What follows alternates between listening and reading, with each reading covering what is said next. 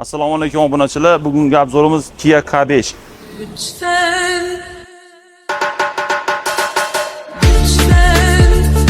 görmeyeyim seni bir yerlerde, karşıma çıkma, konuşmayalım, bakışmayalım ne olursun.